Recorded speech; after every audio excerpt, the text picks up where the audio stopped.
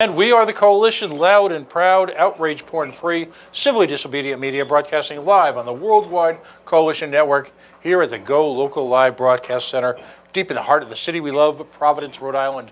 Facebook.com/The Coalition Radio, on the mighty Twitter at Coalition_radio, and of course the mothership at coalitionradio.us, where links can be found to our podcast page as well as our YouTube page.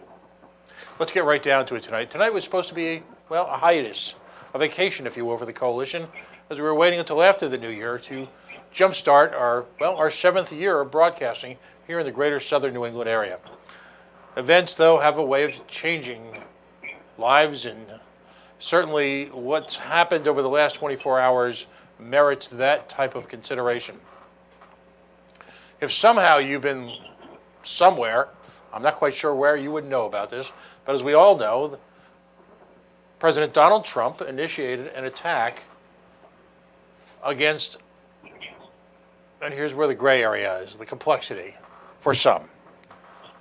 Someone who is associated with known terrorism, someone who is associated with creating proxy states and proxy organizations to conduct a war of terror. Simultaneously, however, that same individual was also a general in an army in a sovereign nation who was visiting another sovereign nation while ostensibly on a diplomatic mission. A few weeks ago, the Washington Post and a few other papers then published something called the Afghanistan Papers. And what we learned from them was, not as everything is always as it seems. We have laws in this country and a constitution. We have a War Power Act. We have traditions. And what those traditions do simultaneously is, put to rest at least somewhat the conspiracy theories that can challenge a country when acts of war, acts of violence, conspiracies take place behind closed doors. The areas that we're going to discuss tonight are going to be challenging. Ultimately, a president engaged in a unilateral action without the advice or consent of the legislative branch, or acknowledging that this was in fact an act of war. And that's where we begin. Joining me right now live, he's on the road, and he's kind enough to take some time to call in tonight. And by the way, we've reached out to a whole number of people in the Libertarian firmament for their comment. Some were able to join us, and if you couldn't tonight, we'll get you in next week. Clearly this issue is going away. But it is my great pleasure to introduce to you, for the first time on the Coalition, Jacob Hornberger. He's a Libertarian candidate for the presidency. He is the founder and president of the Future of Freedom Foundation, a nonprofit educational foundation whose mission is to present the principled case for the libertarian philosophy, in which, as a nonprofit foundation, does not endorse his candidacy or any other candidacy. However, a lifetime of activity, but whether it be journalistic, literary, certainly as an activist, and as a scholar, and advancing the libertarian philosophy for which I would imagine many of the folks who listen to this today or in the near future adhere to. Mr. Hornberger, welcome to the Coalition for the first time, and again, thank you for joining us on such short notice. Well, it's an honor and a pleasure. I need to apologize to you first, though. I'm talking to you from the road, and you're breaking up real bad, and we have really bad reception. So I'm not sure how this is going to go. Well, listen, we're going to have you on plenty of times in the next few months. So let's. Tonight has kind of got a little bit of a libertarian Woodstock feel to it. Kind of a We Are the World moment. I've reached out to a number of folks like yourself who are running for the presidency, and we're just going to play it by ear. And we'll do the best we can under challenging circumstances, both politically and, occasionally technologically. As I mentioned in the intro, you have spent literally a lifetime as a libertarian scholar, author, and activist. At first blush, I mean, at least the public accounts are well known. Essentially, blown into oblivion was a group of leaders from the Iranian, dare I say, republic. What's your initial take on this, and how does this bode for American democracy. And at the same time, folks, a political party that has cloaked itself in the war eagle and the American flag and the Constitution for a generation is suddenly behaving, well, let's just say not exactly in a constitutional manner. What's your take on this whole situation? Well, that it's murder. I mean, that's all it is. It's just sheer murder. And it goes back a long ways, ever since the time the federal government was converted into a national security state in 1947 with the advent of the CIA and the military-industrial complex, the Pentagon, and then a few years later, the NSA. I mean, they've been assassinating people practically from the beginning. And it's just sheer murder. Lyndon Johnson had the best term for it. He called it murder incorporated. And that's exactly what it is here. I know some people are saying it's an act of war, and it certainly could be construed that way, but I look at it as just murder. They've murdered officials in a foreign regime that the United States is not at war with. There's no war between the United States and Iran, and they just murdered these people, and that's exactly what the CIA has been about for decades, and it's what the Pentagon is all about too.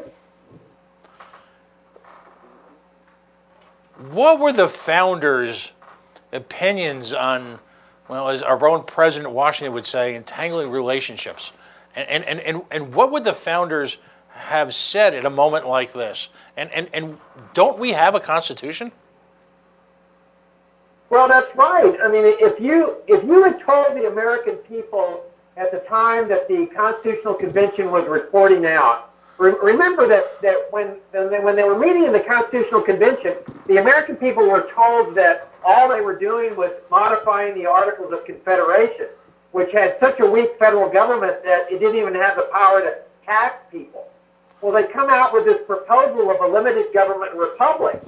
And if you had told if they had told Americans at that time that the Constitution was bringing into existence a national security state with a massive military empire, foreign military bases, alliances with dictatorial regimes, state-sponsored assassinations, secret surveillance schemes, Americans would have just laughed.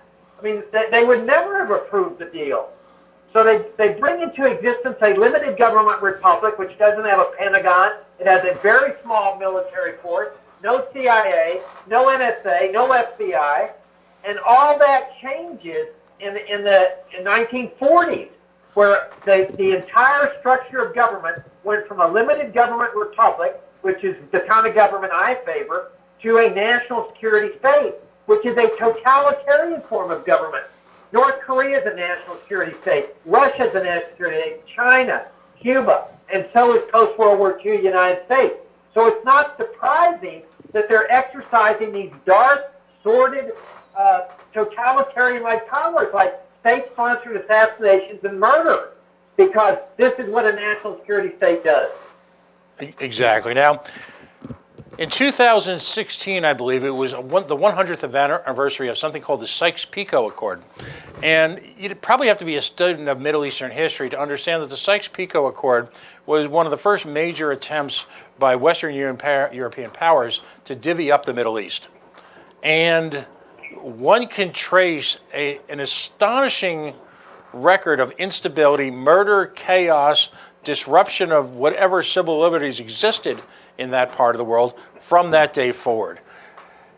We have this incredible habit in the United States, and it's astonishing in the year 2020, and I'm not trying to be flip when I say this, but the rinse, the cycle, repeat, it doesn't end. What are some of the historical precedents as we reign from World War II forward, and what have the results actually been? Well, the results have been disastrous. I mean, when we brought the national security state type of governmental structure into existence, we also vested it with the power to intervene in countries in Europe, Asia, Latin America, essentially all over the world. And so they end up going into the Middle East even before the Cold War was over. They had 1953. They intervened in Iran, destroyed the democratically elected experiment that they had there in Iran, where the prime minister, who was democratically elected, was ousted in a coup by the CIA.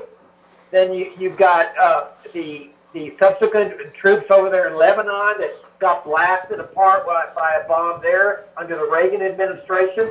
But it was clearly after the Cold War was over, when the national security state lost its official enemy, the Soviet Union, that justified its ever-increasing budget, that they decided to go full force in the Middle East. That was the Persian Gulf War, followed by the sanctions that killed hundreds of thousands of Iraqi children, followed by terrorist retaliation, specifically the 1993 attack on the World Trade Center, the attack on the USS Cole, the attacks on the U.S. embassies, the 9/11 attack, the Detroit bomber attacks, Fort Hood, on, where you get this huge war on terrorism, where they're vested with these omnipotent totalitarian powers, including the power to assassinate people, including Americans. I mean, they now have the power that's fully confirmed by the judiciary to assassinate not just this Iranian official, they have the power to assassinate American citizens.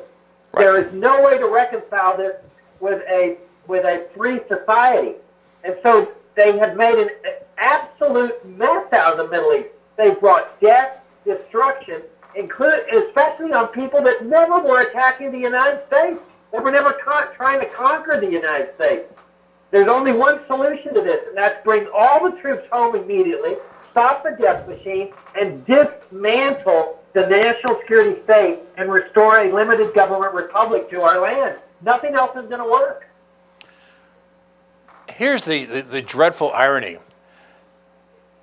Similar actions by rogue states upon leaders of the United States and or citizenry of the United States, this is the setup here. How do we react when we're placed in similar circumstances, if you will, as to what happened yesterday? Oh, yeah. I mean, can you imagine? I mean, that somebody goes and assassinates the Secretary of State or the Secretary of Defense. I mean, we know what the American reaction to this would be. But this is a powerful government that is exercising massive force. This is the most powerful government in history that is exercising massive force on an impoverished third world country by killing its officials. This is not the way a great nation operates. This is the way a very sordid, dark side regime operates.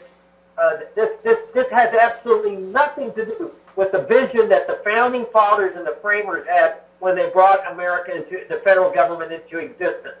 And it all really stems back to this vision that the national security state has had to bring, a paradise in the Middle East. They were going to bring order into the Middle East. Mm-hmm. And it's turned out to be the exact opposite. It's a hellhole of death and destruction that they have brought under the guise of such thing as Operation Iraqi Freedom, Operation Enduring Freedom in Afghanistan. It has turned out to be nothing but Operation Death and Destruction, including the destruction of our liberties here at home. Last night, as the news began to break across what I lovingly refer to as the libertarian universe, a voice arose, a single voice, if you will, amongst many.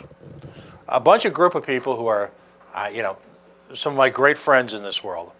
But usually we're a cacophony, we're chaos, we can spend an entire night arguing over how many libertarians fit on the head of a needle. I don't know if I've seen in the few years that I've been involved in the movement such a unanimity in feeling. Yet this morning, when we started to post our outrage across the social media landscape, we were met with by the Trumpers, the hardcore Republicans, even the Liberty Republicans. We were met with disdain, cries of being, of Democrats. We were un-American. If we didn't like this country, leave it. What do you say, looking right into the eye of the Liberty Republican / neocon world? What do you say to that, Professor Hornberger?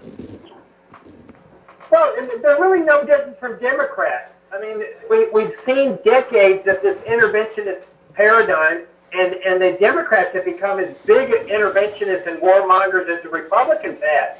And by their fruits, we can judge them. They have brought nothing but death, destruction, and mayhem to that part of the world and other parts of the world, and they destroyed our freedom here at home. So I think we just need to confront them with the outcome of their own policies.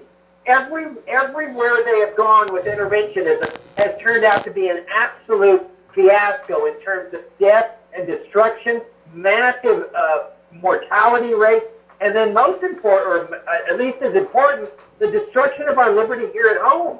Right. So this is a battle of ideas. It's a battle of philosophy. We libertarians stand for non-interventionism, peace, prosperity, harmony, and liberty. Democrats and Republicans stand for a national security state, a totalitarian type of government structure, death, destruction, and the destruction of our liberty here at home. Americans have a choice between those two paradigms. Right. I mean, one only need to look to the last revision, last revival, last resuscitation of the NDAA, which occurred, as I understand it, in the middle of a budget document, buried in the deepest, darkest recesses of what they like to refer to as the swamp, to understand just how ashamed they really are of their own fault. I mean, deep down, I think they understand, but it's this craven demand for power that seems to have overwhelmed every principle that the Republican Party and the neocons had when they assumed office, whether it be on unrelated issues like the deficit or to the most fundamental issues of the sacred American experiment. And you're running for the presidency. The campaign, now that the holidays has passed, is really being engaged at the most basic level. What's the message that Jacob Hornberger is going to bring to the American people in the coming months, whether it be at a Libertarian convention, or whether it be at a meetup, or whether it be with, well, as we like to say, the civilians and the normies? What's the message that you want to convey to the American people? That Democrats and Republicans, including President Trump, are leading our country in a very bad direction. I think everyone instinctively can sense that. And so what I want to do is I want to lead America in a better direction, in the direction of the good founding principles of our country, in the direction of liberty, peace, prosperity, and harmony, where the rest of the world is admiring America, respecting America, instead of this death machine that comes with a foreign interventionist foreign policy, an imperialist foreign policy. I mean, President Trump has turned out to be nothing more than Bush and Obama. It's really one long term in office of Bush, Obama, and Trump. Despite Trump's pretty rhetoric about wanting to end the endless wars, he has permitted the generals and the CIA and the NSA to take charge of U.S. foreign policy. I want to move America in a better, peaceful, more prosperous, free direction. And that's what we libertarians stand for. Well, again, we're going to have plenty of time to spend together in the coming months to talk about issues. This, I believe, and I'm grateful for you jumping in tonight to lay out your vision. This type of quote-unquote exogenous event, I believe, is critical. This is not going to simply go away gently into that good night, is it? I mean, there will be blowback, there will be recriminations, there will be consequences, won't there? Oh, absolutely. And let's not forget that what this is all about. It's about the continued occupation of Iraq, a country that Republican President George W. Bush ordered an attack on, and then a multi-year occupation against a country that had never attacked the United States. They still have 5,000 troops occupying this country. That's why the Iraqis are so mad. And who wouldn't be mad when you've got 5,000 foreign troops occupying your country? Imagine how Americans would respond if Iranian troops were here occupying the United States. So we've got to really just challenge this entire paradigm of foreign interventionism, as well as this governmental structure of a national security state. And that's what I intend to do in my presidential campaign, where it will center around the concept of liberty, peace, and prosperity for our country. There you go. Final question, and I'm going to ask everyone this tonight. Both here in Rhode Island and everywhere I've visited, at libertarian events across the country. And has always, I don't know if astonished is the right word, but early on, it caught me by surprise how many American veterans are members of the Libertarian Party. How many American veterans support libertarian candidates? How many American veterans support exactly the vision that you created?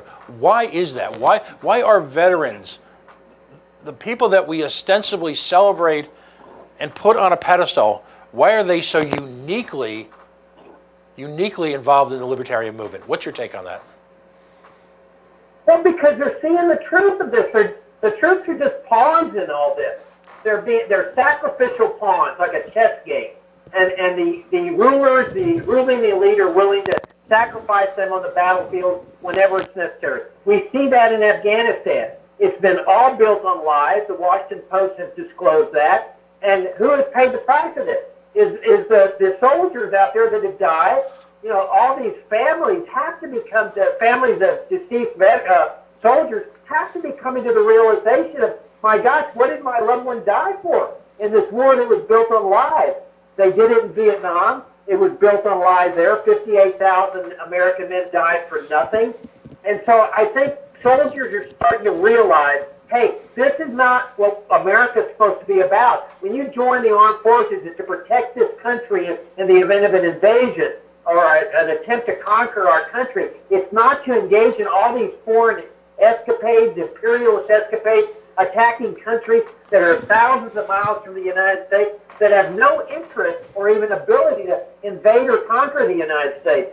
And I think that's why soldiers, including veterans and active duty personnel, are starting to see, hey, the libertarians are right on this issue of foreign policy, and the Democrats and Republicans are just using the soldiers as just pawns in a much bigger game of chess. Mr. Hornberger, thank you so very much for joining us.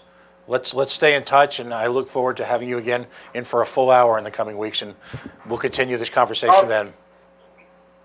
Well, thank you for having me on and letting me share my perspectives with you and with your listeners. I'm very appreciative. All right. Jacob Hornberger, Libertarian candidate for the presidency of these United States, weighing in on his perspective on the events of the past 24 hours.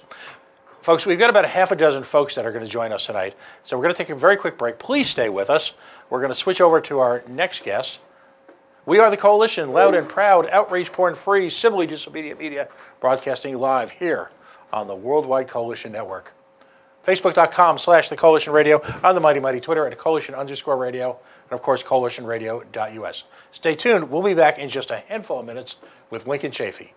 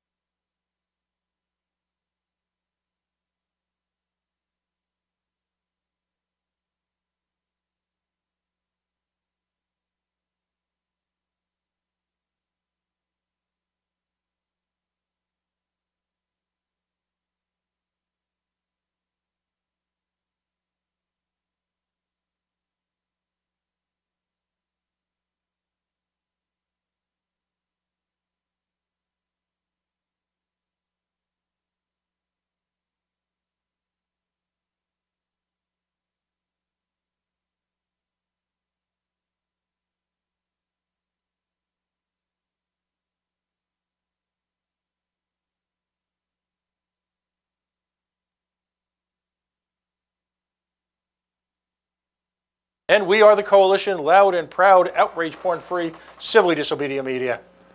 Facebook.com/The Coalition Radio. On the mighty, mighty Twitter at Coalition_radio. Let's get right to it. Joining me live on the phone from the great American North Country, if you will, is Senator/Governor Lincoln Chafee. Lincoln Chafee has gotten very active within the Libertarian movement within the last year. He's as far south as Orlando, or Florida, Miami, as far north as Wyoming, and recently joined and visited with people in New Hampshire and Colorado. Of course, we know him as a former United States Senator. He was the senator who voted against the Iraq War. Senator Chafee, give us your thoughts on the events of the past 24 hours. You tweeted out a vision, but give our listeners in the libertarian universe a kind of a snapshot of where you come from on this issue. Well, of course, when George Bush and Vice President Cheney and Condoleezza Rice and George Tenet and Colin Powell and on the list goes, Donald Rumsfeld, we're talking about weapons of mass destruction in Iraq, and there really was never any proof of that. And it just was a big lie.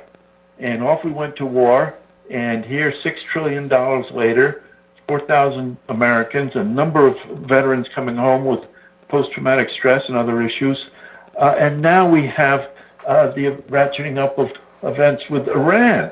It's just been the worst mistake in American history. And I was very proud as the only Republican, and only 23 of us out of 100 senators, to see through the lies and to vote no. And this is all predictable. I mean, it was, we took down the minority Sunni, Saddam Hussein, and that now the majority Shia were aligned with Iran.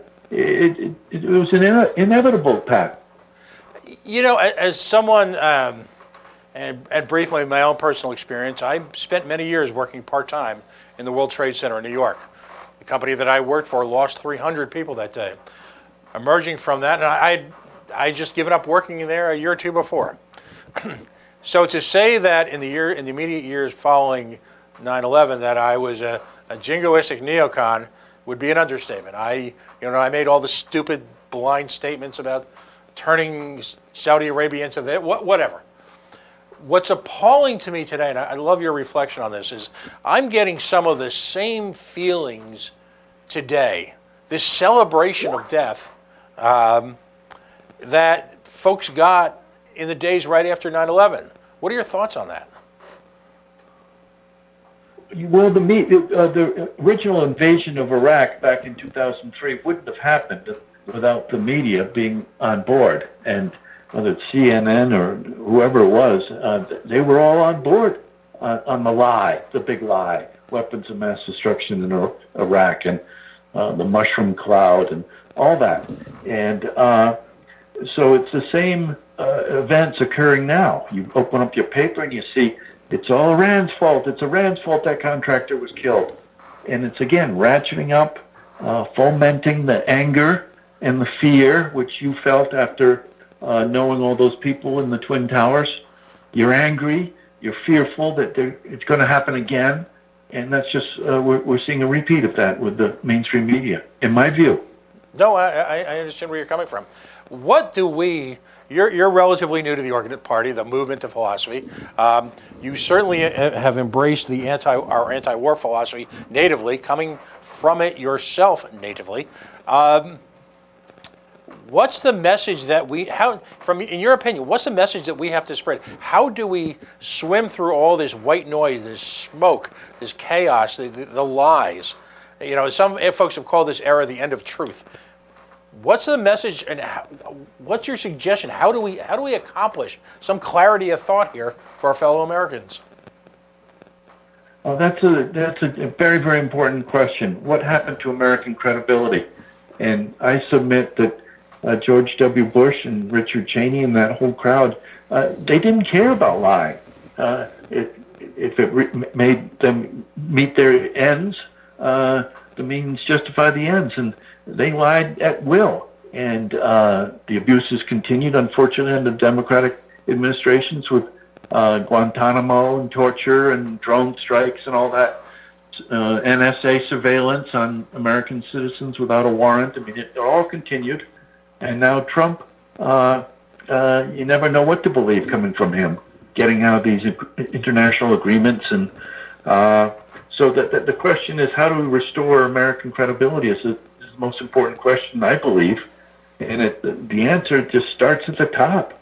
You've got to elect a president that you can trust.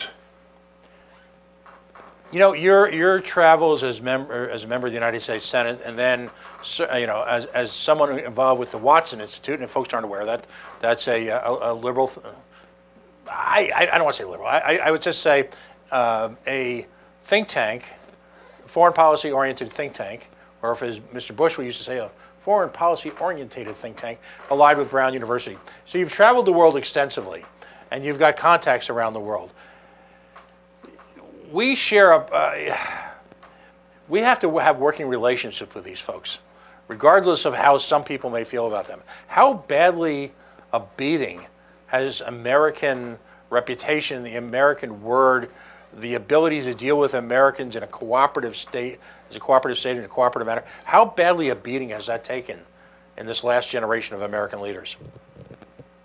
Well, you have to go back, Pat, to the turn of the century in 2000, 2001, before 9/11, and the world was at peace. I mean, we were getting along with the Russians, and the Soviet Union had broken up, and glasnost and perestroika, and everything was good. And then 9/11 occurred, and we just went on a different path. And everything you talk about, American credibility, American respect, and American admiration, it just evaporated because of other countries became scared. If America can just walk into Iraq and depose a government, whether you like it or not, they're there, and just unilaterally come in and finally find Saddam up there in Tikrit or wherever we found him and hang him, and other countries got scared and started to the arms race was on. And so that's what we have to get back to, the turn of the century, when we did have good relations internationally. We were admired, we were respected, and we were trusted. And through hard work, you can get back to that. Is it possible for one global power in the connected world we are right now to act so unilaterally anymore? Because that seems to be the new MO, if you will, from our American foreign policy leaders, and I use that term sparingly. We continue to engage in unilateral actions, even within our American government. What happened to the War Powers Act, and what happened to some level of international cooperation? Yes, well, the neocons, so-called neocons, were active in the 90s, advocating for American unilateralism. Mm-hmm. And they wrote the Project for a New American Century, in which they wrote about that. We want American hegemony, and that we're going to dictate to the rest of the world. It was just so radical, such a different departure from what America had always been, and working internationally, whether it was with Reagan, with the SALT treaties, and Carter with the Arab-Israeli peace, and these neocons came in with, and none of them had ever been in war. No, chicken hawks. Right. And they advocated. Then George Bush accepted all their writings about unilateralism, and that has changed American history, changed world history. And you say, what happened to the War Powers Act?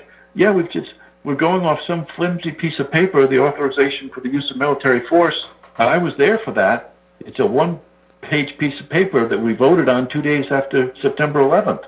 Using that to go into Yemen and all these other escalations of military might that I believe are counterproductive to American long-term best interests. It makes more people hate us.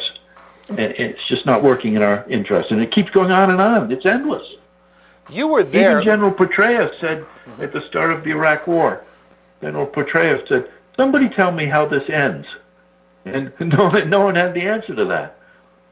Right, and the irony again, and I use that term loosely, is that when that period of history began, the Powell Doctrine specifically referred to measurable, controlled series of events that were a reaction to attacks on the United States in a distinct effort to not repeat the sins of Vietnam. You know, we've gotten to a point, incredibly enough, I would contend in history, that despite the abomination that was the Vietnam War, between the war on drugs in Central and Latin America, and now what we find ourselves just diving headfirst into the Middle East, that, quite frankly, it makes the Vietnam War potentially a blip. We are engaging now with nuclear powers and want to be nuclear powers with you know, who sincerely, at a level I think unseen in American history, truly hate us. And yet we double down on stupid, we double down on the same behavior that brought us here. Now, I just want to ask you, there's a moment in history, you were there, when these votes took place on the floor, if you will, of our House of Representatives, our United States Senate. There were opportunities and attempts at negotiation to stall what became the Iraq War. What happened there? And give us a snapshot, a flavor of the attitude of the neocons and how hell-bent they were to get this through, regardless of the human cost. Yes, Pat, we had two votes in October of 2002 on the Iraq War, and one was offered, it was an amendment offered by Senator Carl Levin, a Democrat from Michigan, and he was chair of the Armed Services Committee, and his amendment said, let's just slow this down, let's let the inspectors do their work, the UN inspectors that were in Iraq, and that vote failed 76-24.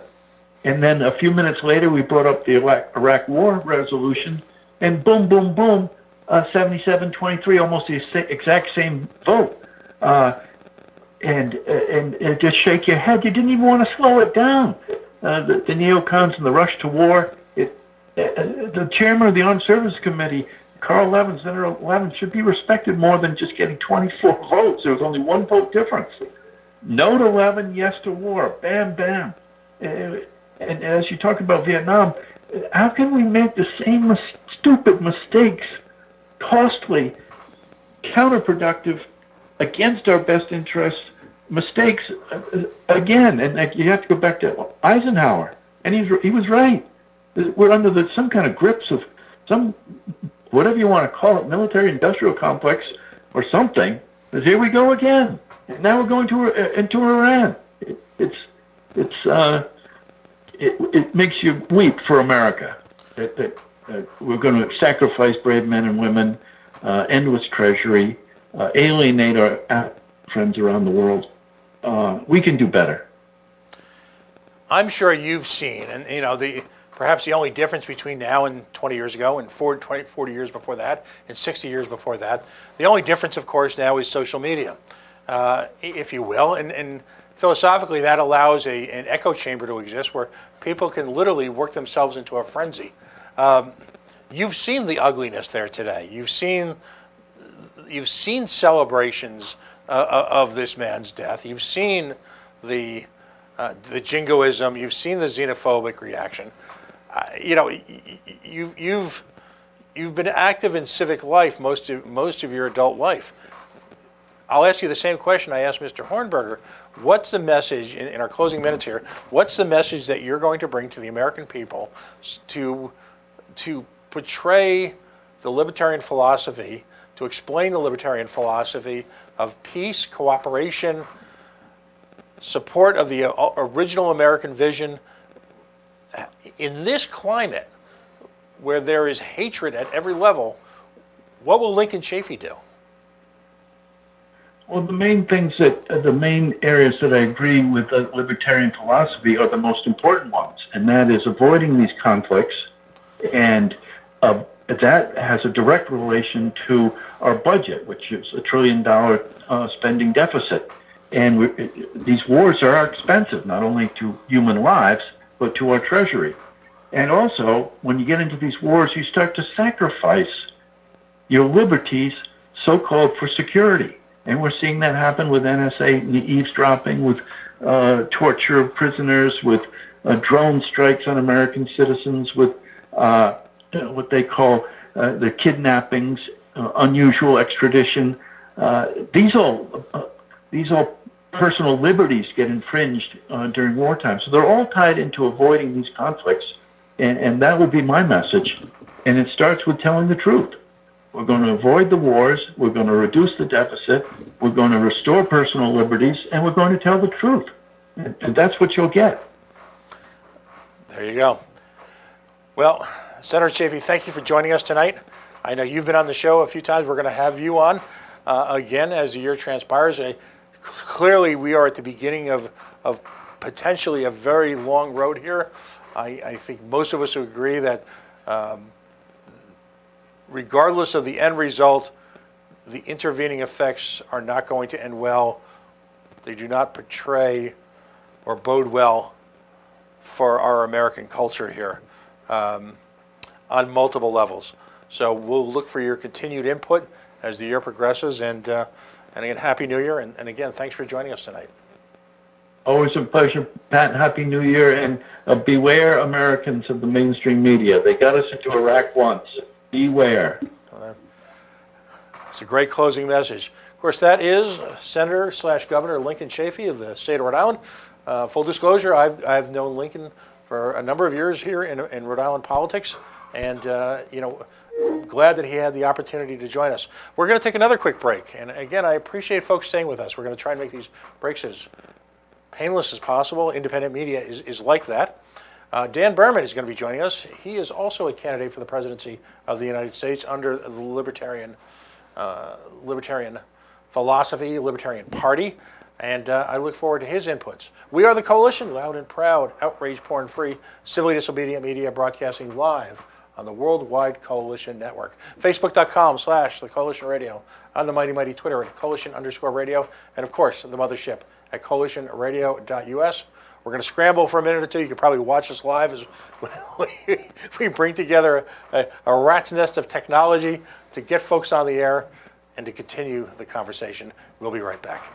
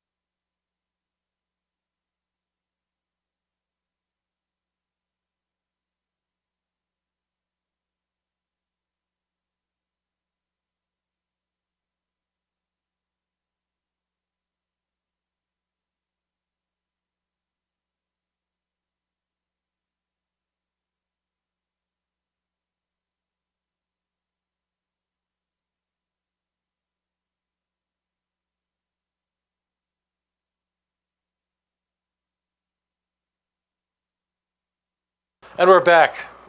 The Coalition, loud and proud. Facebook.com/The Coalition Radio, on the Mighty Mighty Twitter at Coalition_radio, and of course, coalitionradio.us. Well, joining us from an undisclosed location, like so many folks who joined us tonight, in the midst of all sorts of personal plans and post-holiday travel, and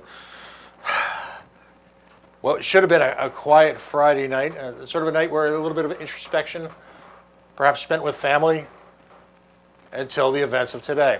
Dan Behrmann is joining us. He, too, is a candidate for the Libertarian nomination for the presidency of the United States. Dan, thank you so much for joining us. I know you're on the road, and we appreciate you taking the time to weigh in.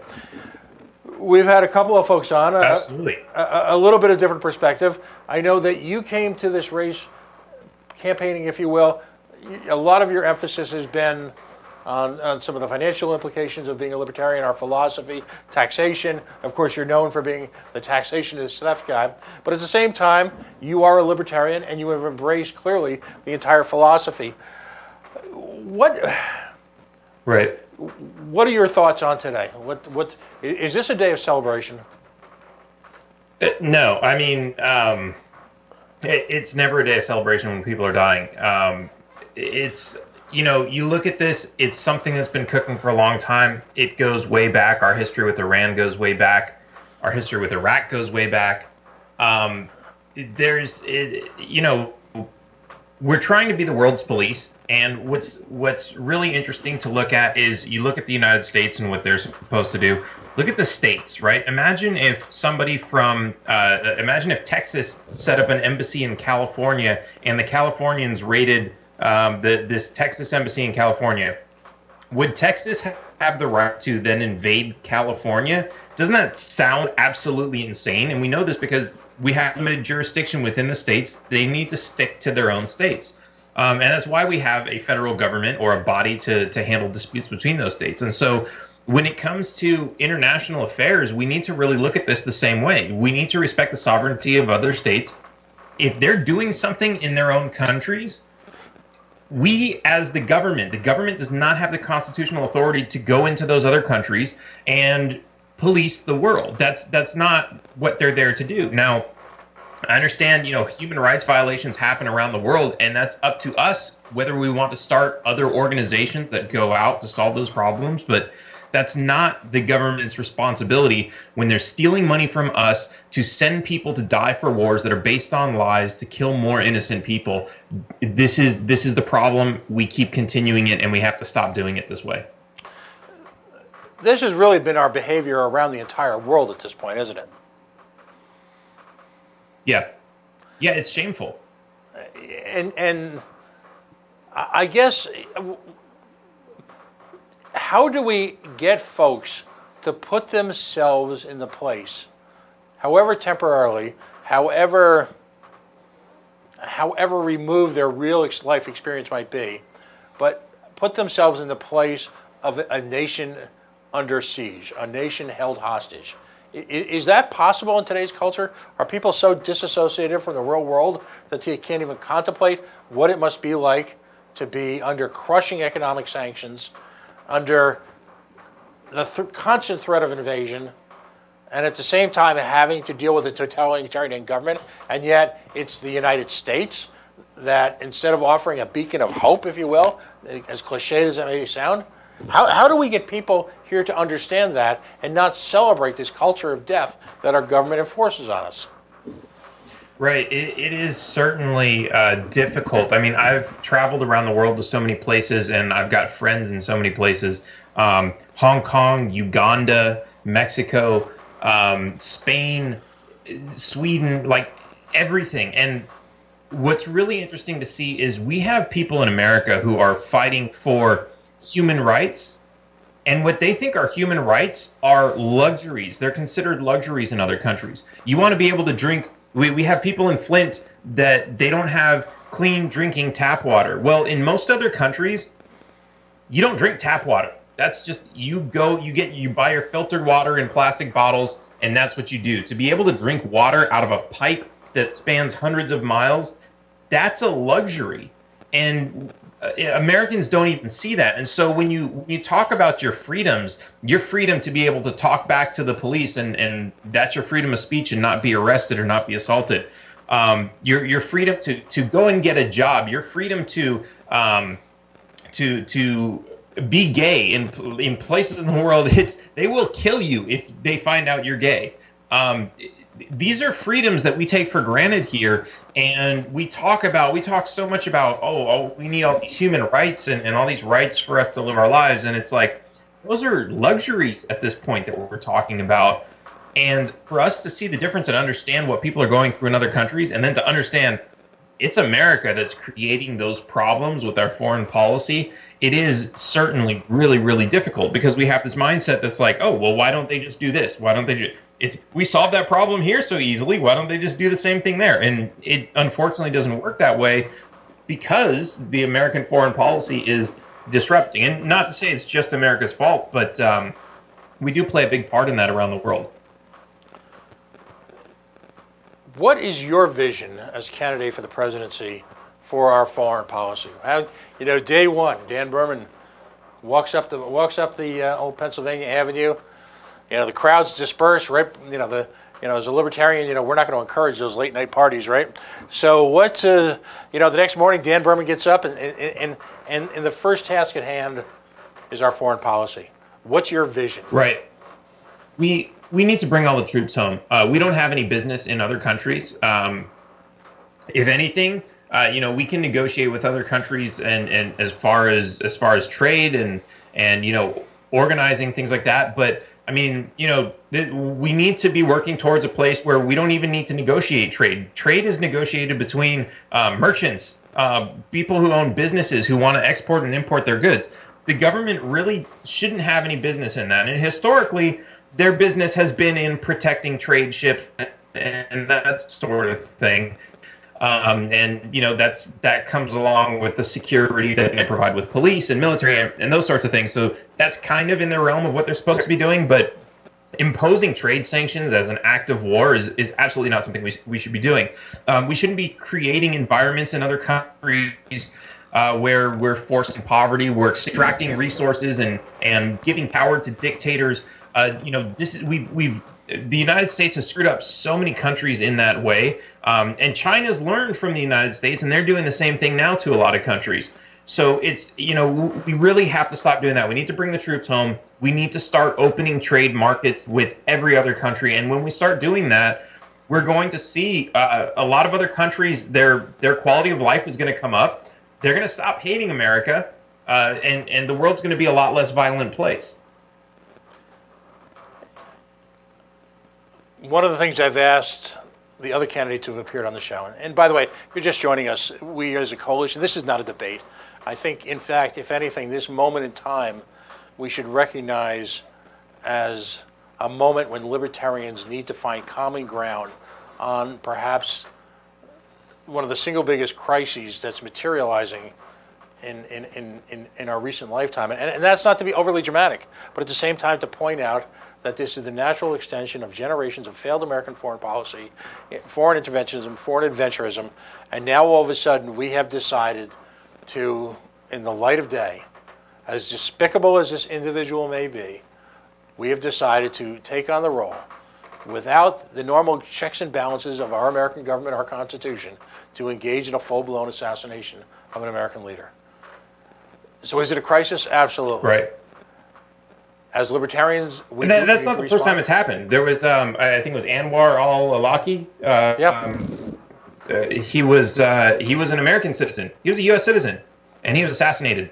Not in the United States. He wasn't in the United States at the time, but he was a U.S. citizen, and without a trial and all this other thing. So it really is tragic that this is how the government wants to operate now. Because what's to stop them? I mean, what's to stop them? We know we have a CIA that's gone rogue plenty of times before. They want the president to sign something, and if the president refuses, they might go out the way of JFK. What's to stop them? If we allow this type of behavior, if the American public at large allows our government to operate lawlessly outside of the law, without trials, without due process, to assassinate people, whether they're American citizens or not, without a declaration of war. If we allow our government to do this, what's to stop them from assassinating another president, another presidential candidate, just civilians on their way to buy cigarettes and they're not 21? What's to stop them? At this point in time, at the risk of sounding self-absorbed, I think we may be the only ones left to stop them. I don't really know, after the events of today, and again, watching folks who drape themselves in the American flag, you'll hear me say time again, folks who got that war eagle with Donald Trump's head imposed on it on their social media pages, many of these folks, of course, never having seen combat in their entire lives. I don't know if there's really anybody left, because ultimately when the Republicans took power, it was not to be merely a foil for Hillary Clinton. It was not to be, we're bad, but we've done not nearly as many bad things as Hillary Clinton. They were supposed to be better. And on a whole host of issues, from the deficit to the war on drugs, to Fourth Amendment rights, to First Amendment rights, they have been an atrocity. Today, however, we've reached new lows. Dan, I think we may be the only ones left. I'm not sure if there's anyone left in the trenches.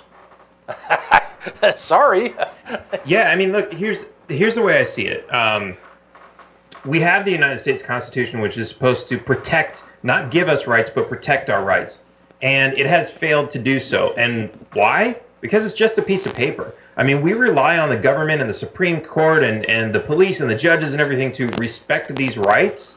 But it's us, it's we the people that need to enforce the law against the government, who are the people who work for us. And so you're absolutely right that we are the people who are supposed to stop this. But the question is how? I mean, if the president gives an order to assassinate somebody in Iraq, what do? Do we pick up the phone and say, nope, don't do that. We're the people and we're stopping you? No. Do we fly out to Iraq and get in their way and say, no, don't shoot? No, none of that's going to work. There's only one way to stop this, and that is to stop giving them the money to operate this business. Just like when if there's a business that you don't like, whether it's Starbucks or Walmart or Dick's or the grape industry, the milk industry, the meat, whatever it is, if you don't like what that industry is doing, you stop buying from them. And when you stop buying from them, they say, well, hey, we're not getting any money. We better change. We better fix whatever problem people are mad at. Otherwise, we're going out of business. And either they're going to fix the problem or they're going to go out of business. When you look at the United States government, and this is why I talk about taxes so much, they are doing all these things. They're killing American citizens. They're assassinating people without declarations of war, without trials, without due process. They're violating our rights. And they're doing that because they have a military, millions of people, including not just the people with guns, but all the bureaucrats, all the enforcers, all the jailers, everybody else that's involved in this. They have millions of people on the payroll. How do they afford to pay all those people? Can we just stop paying them? Can we say we don't like what you're doing and we're not going to pay for this criminal organization? No, because we're all afraid that if we don't pay, they're going to come stick a gun in our face. Our neighbors are going to rat us out and say that guy's not paying his fair share. They're going to come to our house with guns and take everything that we have so that they can continue to fund this army. And this is why taxation is such a big issue, because this government is supposed to be our government. The authority of the government is derived from the consent of the governed. That was the Supreme Court that said that. And they have taken away our right to consent or to not consent by saying you're going to pay for this whether you like it or not. And we have absolutely nothing to do to stop the government. Yeah, we can vote. Yeah, we can petition. Yeah, we can lobby and all this other stuff. But ultimately, you can't stop it that way. I mean, they can say, oh, yeah, we hear everything you're saying, but we're going to continue to pass the laws and we're going to continue to violate your rights. Well, what are you going to do? Just vote harder? No. But if you stop giving them the money, that's how their house of cards falls down. And that's how they say, hey, you know what? We better start doing what we're supposed to do because we're going to run out of money soon. It's like a cancer. You have to starve it. Yeah, like a virus. absolutely. And it's sad that it's come to the point where it may not be possible to get worse.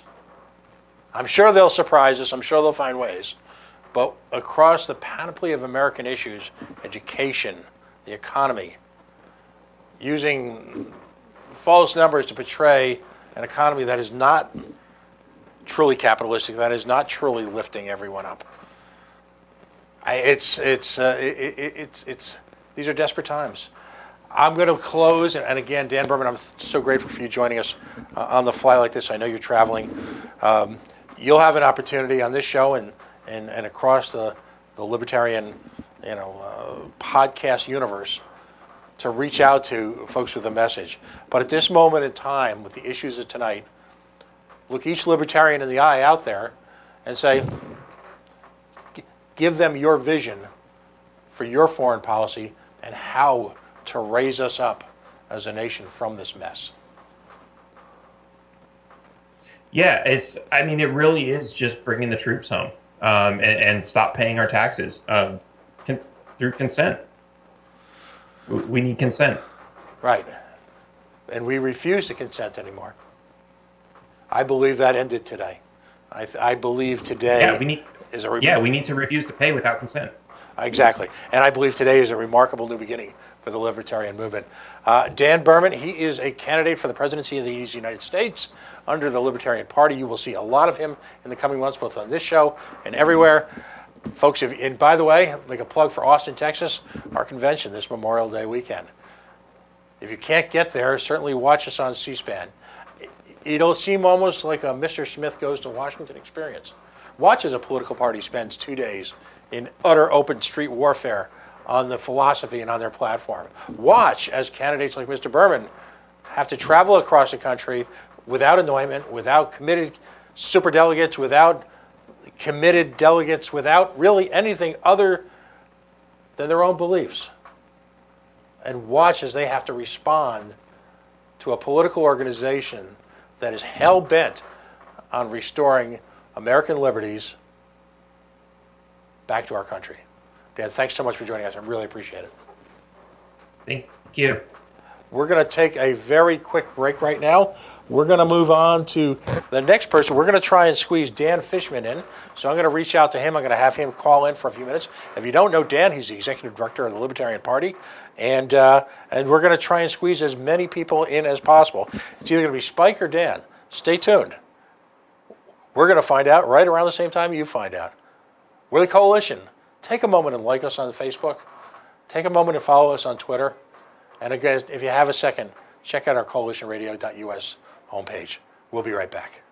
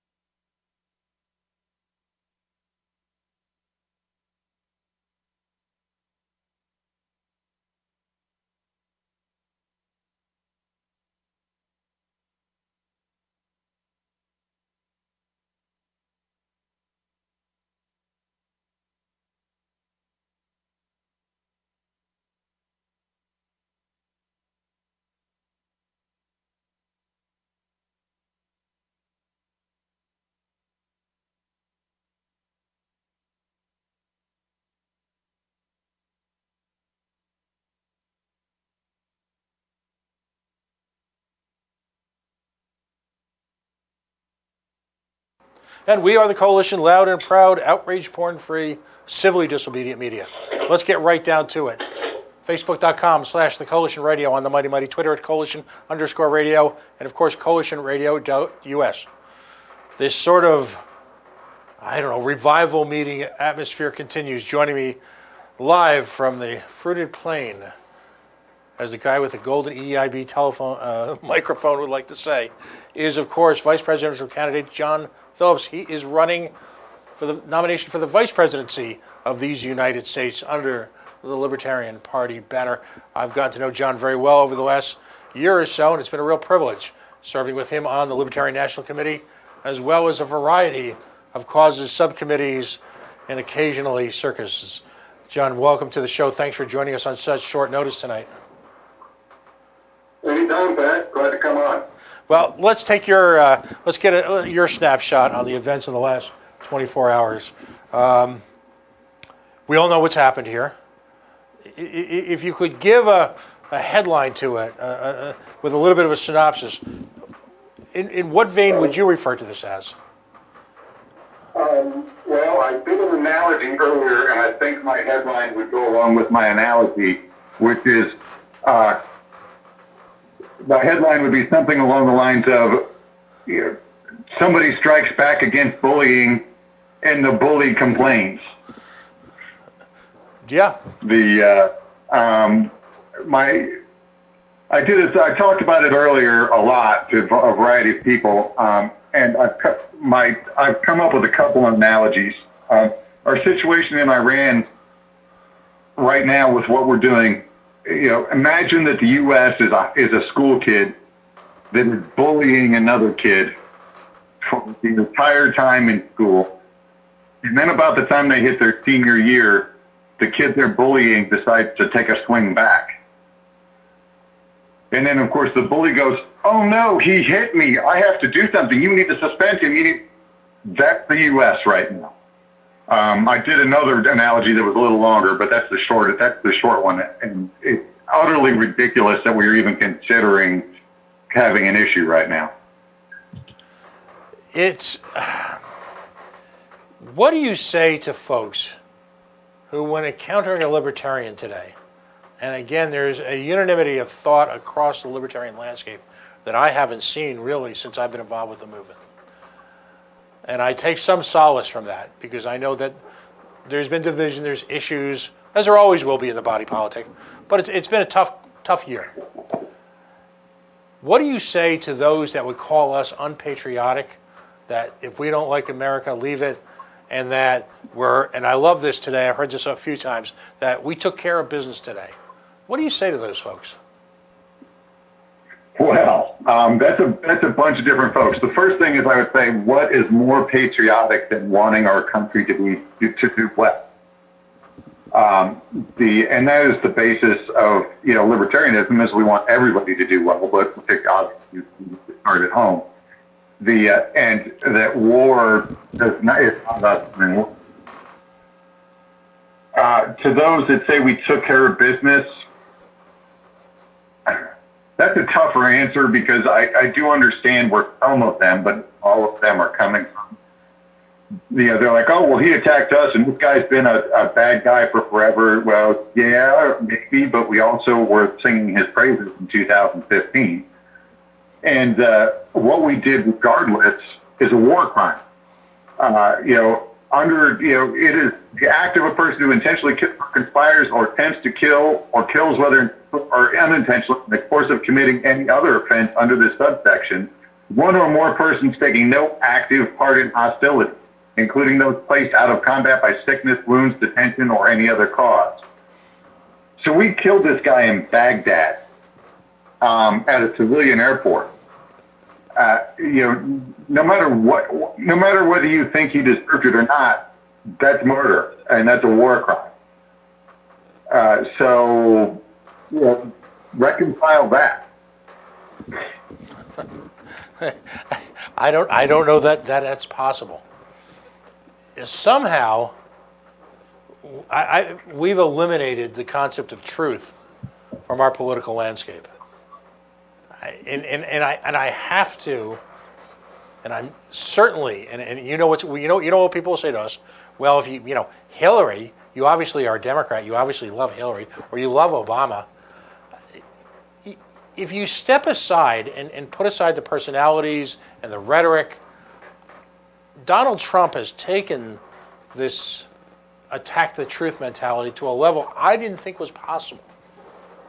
He would have you believe no one other than himself. Isn't that the definition of a cult of personality? Yeah, that is a cult of personality. It is what we were warned about in 1984 by George Orwell. Said that for decades. And the basis of the beginning, I would say the beginning, we're in the midst of developing tyranny as opposed to freedom. And so we find ourselves at a moment in history where for a number of years we're the world's only quote unquote superpower.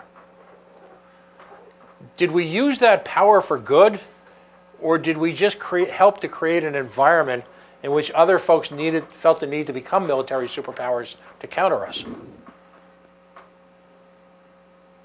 That's a tough question, but the answer is obviously that no, we did not use that power for good. That's the easy part of that answer. Mm-hmm.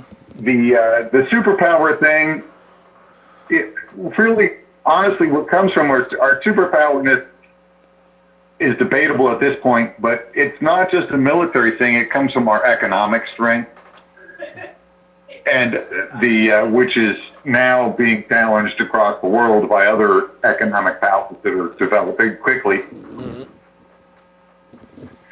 And did we drive them to it?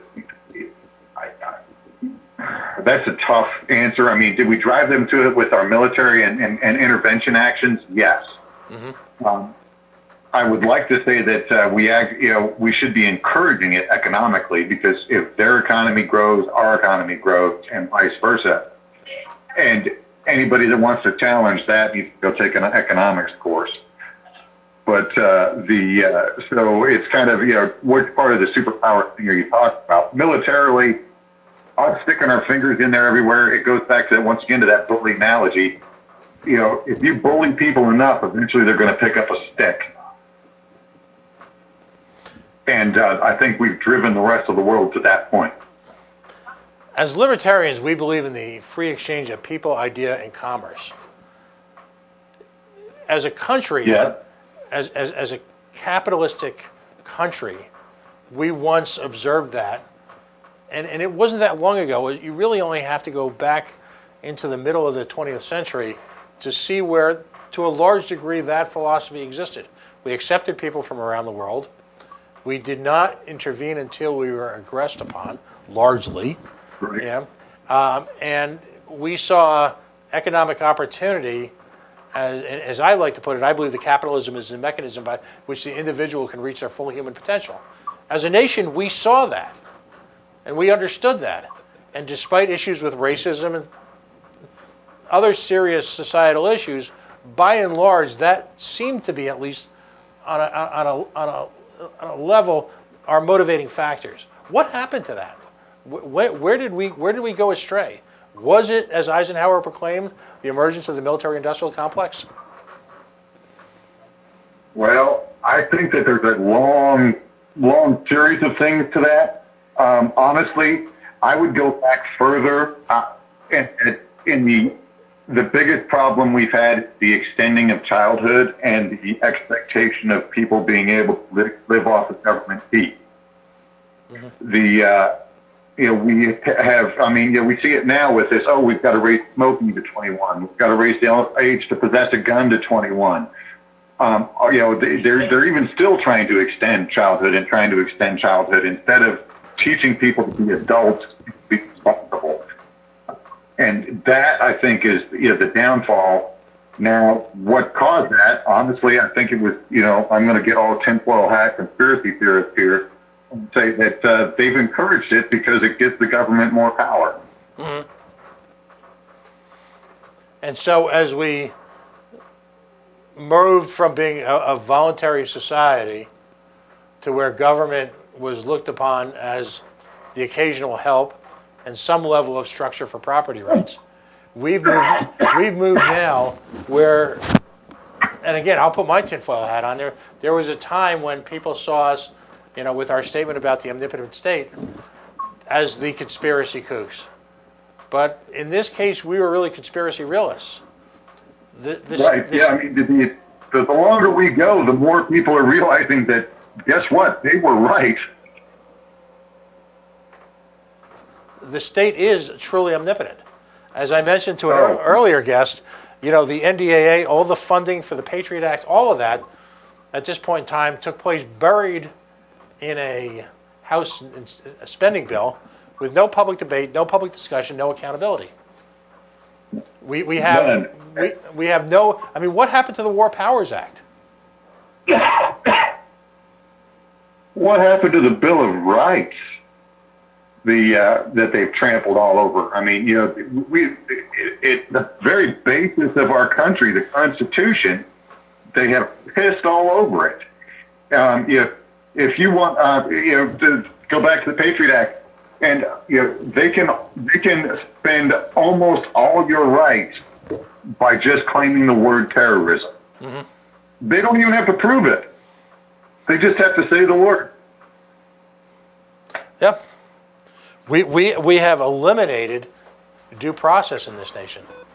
Whether it be red flag laws, whether it be FISA courts, whether it be extraordinary renditions, whether it be our day-to-day interaction with police.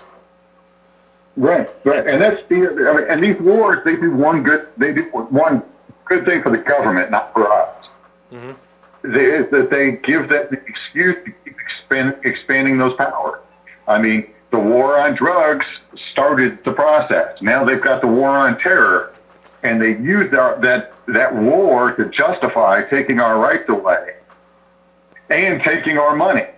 So they're supporting the military-industrial complex, supporting their pay tax, supporting their little side deals, where they're all getting rich. I mean, there's a reason that more than 50% of Congress is millionaires. And they weren't when they started. Mm-hmm. And they're using all this fear and and pushing these wars just to be able to take more and more and more power, which is exactly opposite of what our country is supposed to be. Right. You and Kim, and I'm going to ask you the same question that I've asked everyone, to be fair. And by the way, tonight, if you're just tuning in, it's not meant to be a debate. This is an opportunity, I believe, for our candidates and some of the libertarian leaders in this nation to testify, to preach. I don't think you hear much. I don't think you hear much debate amongst any of us that you've had on tonight, or many people in the Libertarian Party. I mean, I think we might have little small differences as far as reasons, but I think we're all on the same page. To a degree that I have to sit back and think. To a degree, frankly I've never seen, and that's not a shot at the movement. Our movement is based on intellectual curiosity, on robust arguments, on a love of debate, a love of contemplation. So in our case, when we argue for days about our platform, it's because we love our statement of principles and we truly embrace our platform. And here's a shocker: we actually try to live our platform.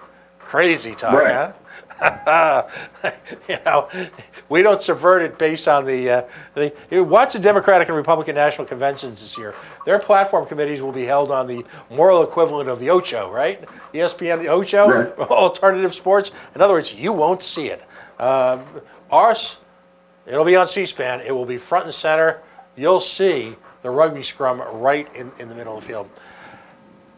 You and Kim Ruff, who's been on the show many times, is a candidate for the presidency. She's running for the nomination.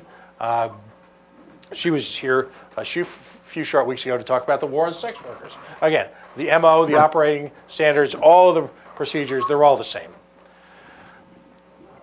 You're going to enter the White House as a team. You're campaigning as a team.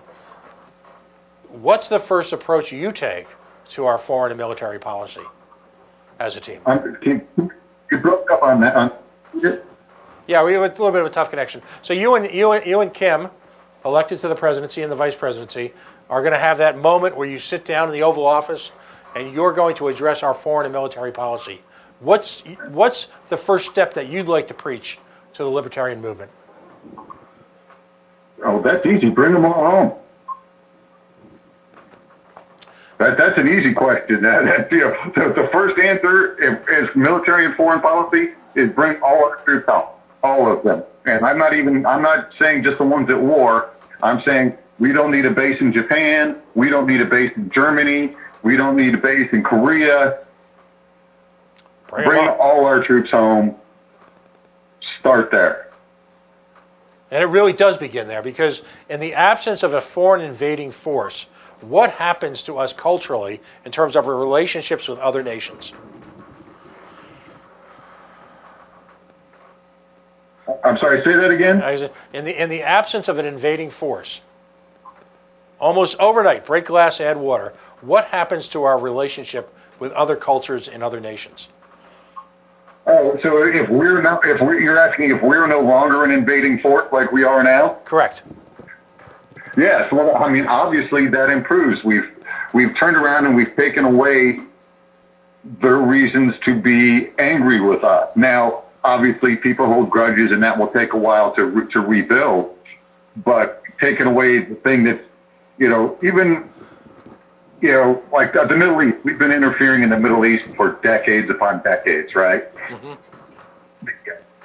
They've got new generations coming along just as we do. And our generations that are coming along now aren't concerned about the same things our parents were concerned about. And theirs won't be either. But if they're sitting there watching our troops and it's just a constant thorn in their side, you're never going to get past that. You have to remove the thorn so the healing can be. Exactly. And I believe it's that simple, because ultimately, I'll draw a political analogy. Nick Sarwark made a great point in 2016 when he talked about how this was the election to end all elections, and conservatives came to libertarians and said, we just need you this one more time, and next time you'll get your chance. And we said no, and Nick said no, and he said, he pointed out to the constant failure. We're being approached with that same logic by the neocons and the Republicans. And yet, we continue to go back to the well of death, the well of hatred. And it hasn't worked, ever.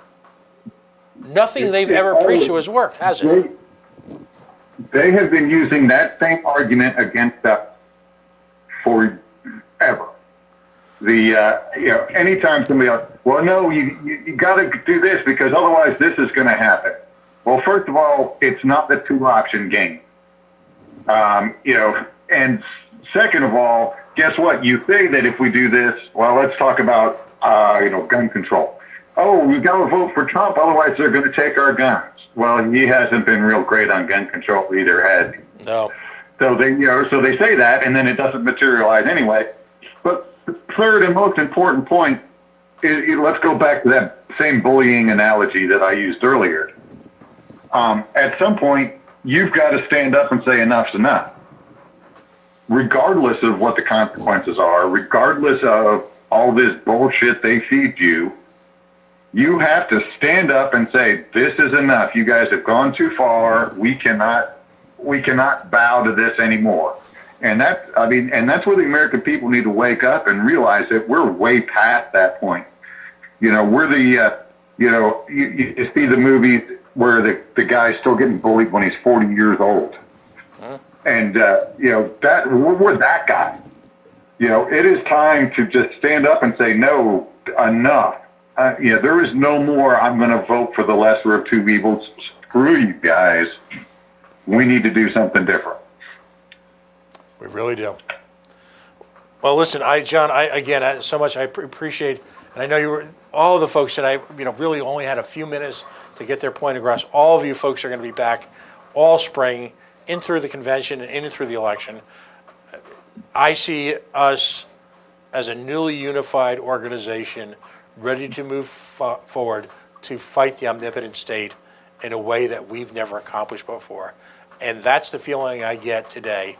And I know you and I know every candidate who's spoken tonight, regardless of the outcome in May, are going to fight like hell to maintain that degree of unanimity.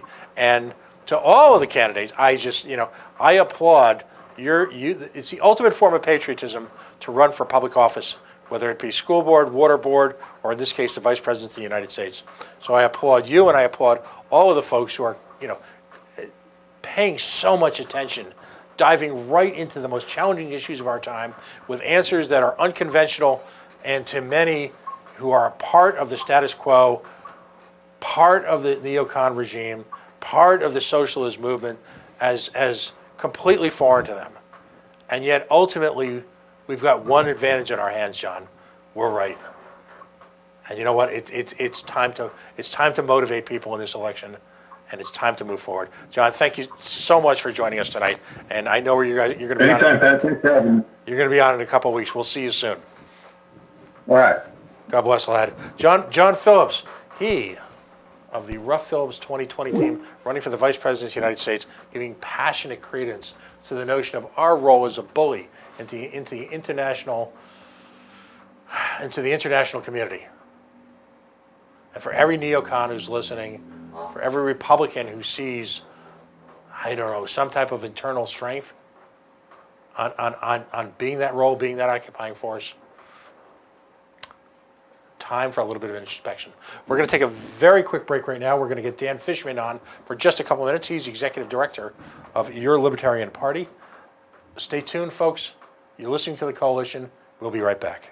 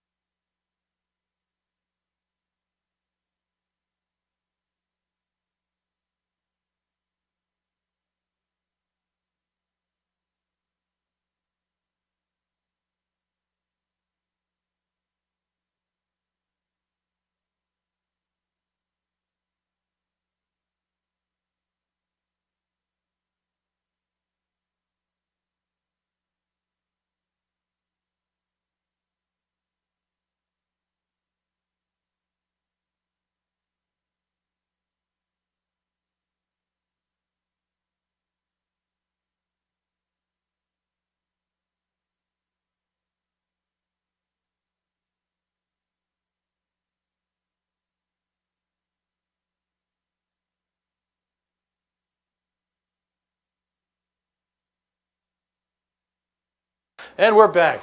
We are the Coalition, loud and proud, outrage porn-free, civilly disobedient media. We continue the conversation. Joining me from the road, as so many folks have done tonight, is the executive director of the Libertarian Party of these United States. Of course, I'm talking about my good friend, co-combatant in the field, in the fight for restoring our liberty. And that, of course, is Dan Fishman. Dan, welcome back to the Coalition.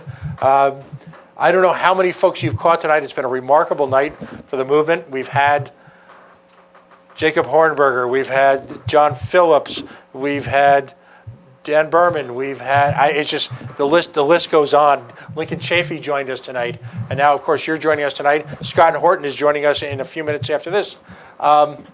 You've seen the events.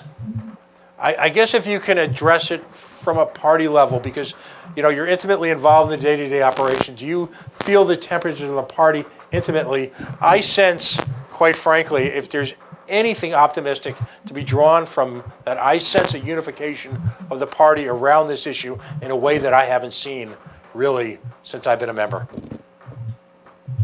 What's interesting about it is that our unification around this issue is not that we're unifying around the issue.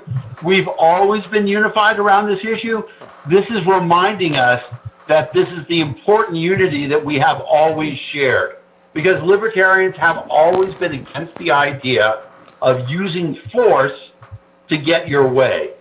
And the fact of the matter is that what's happening right now in Iran, our engagement over there is not based on anything that makes any American safer. It has to do with simply wanting to impose our will upon the region. It's not shocking to me that also announced today was the fact that Iran discovered an enormous supply of oil. So they have this new enormous oil reserves. And suddenly we're in a position to go to war with them. And how convenient there happens to be an opposition in Iran that we are really good allies with. It's always the same old story. Our foreign policy is never about making Americans safer. It's about making profits for some Americans. And that's not what we're supposed to be doing. Fundamentally, the Libertarian Party has always opposed the idea of using force for political or economic gain. That's what the country is doing right now, or on the verge of doing. And I'm glad the Libertarians are remembering that it's much more important to remember that we have always been united around this issue than separated on the idea of, some smaller issues that people want to use to divide us. We shouldn't be divided. If anything, we should celebrate our differences on the minutia and applaud the fact that we have been consistently anti-war since forever. In fact, we have a page dedicated to it, lp.org/anti-war. We put that page up 3 months ago saying, do you hear the drums of war beating for Iran? 3 months ago we were talking about this, and here we are. It's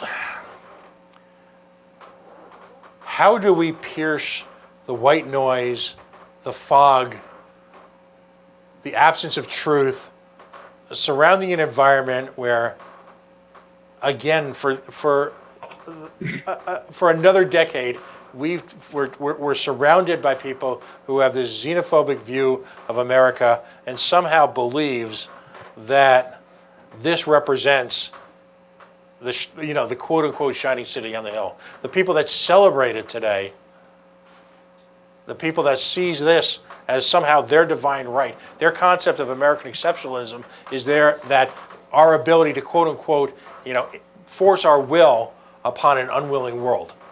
What do we do? So the problem is that not that those people, the fundamental thing is that those people support force. And they support force to create the society that they think they want. In reality, it's the same thing that's happening in the United States. It's just a little bit different here, but we use force to create government regulations. We use force to create, a police force that imposes all these laws that really don't make us any safer or anything like that. We use force to get our way. And so we have this vision of the Middle East that, the people there, we object to their religion. We object to, the fact that they don't bow down to the United States. We object to them wanting to, exercise their liberty. And we're not saying that, nobody is saying that we support the Iranian regime. Clearly, there's a lot about the Iranian regime that is terrible, right? They couldn't be more homophobic, repressive of women, secret police. There's a million things that are wrong and terrible about Iran. The question is, for Americans, we disagree with them politically. Should we be using force? Should we be expending blood and treasure to try to fix something that's happening in Iran? And the Libertarian Party says no. That's not what our money is going for. And the worst thing about it is that when we go to war with your money and with my money, with everybody's money that has been collected by the same force. It is government force that collects our tax money. So should money that is being taken from me, from you, unwillingly, be used to enforce the will of the government, of the American government, on the people of Iran? How bad is it going to be, right? We are the victims of force, and that they take our taxpayer money, and then the Iranians are victim of force, and then that taxpayer money is used to drop bombs on Iranian people, on weddings, to kill school children. It's terrible. Right. And it's, as you point out, it's not just in Iran.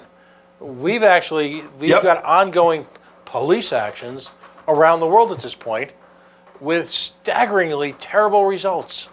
Whether it's the war on drugs and the impact of our predatory trade policies in creating a narco-terrorist state in Central America and Latin America, whether it's what's happening in the Middle East in the last 100 years, in Central America, where we continue to believe that we've been accorded this divine right to overthrow governments, many of them democratically elected. The results are uniformly terrible, not just for the people who live there, but ultimately for us, as we have to continue to live under this cloud of fear. We're not. And the fear is the other thing about it too. Gary Johnson made a great statement. He said we're being kept in a state of perpetual debt and endless war to justify continuing increases in the size of government. And so, here we are at the situation, right? This is probably the most civic aware that Americans have been in the last, 25 years, since the last impeachment, right? Americans are talking about government, how things work, stuff like that. Whatever else you want to think about impeachment, people are talking about government. And that's always a good thing. And so it's a good thing for the people. It's a bad thing for government. Government doesn't like the scrutiny. And so suddenly we have this amazing distraction that's happened. And boom, we're going to war. We talked about it today. In 2013, Donald Trump tweeted, Barack Obama is going to go to war with Iran to distract us from his bad poll numbers. Right. Here we are, right? Meet the new boss, same as the old boss.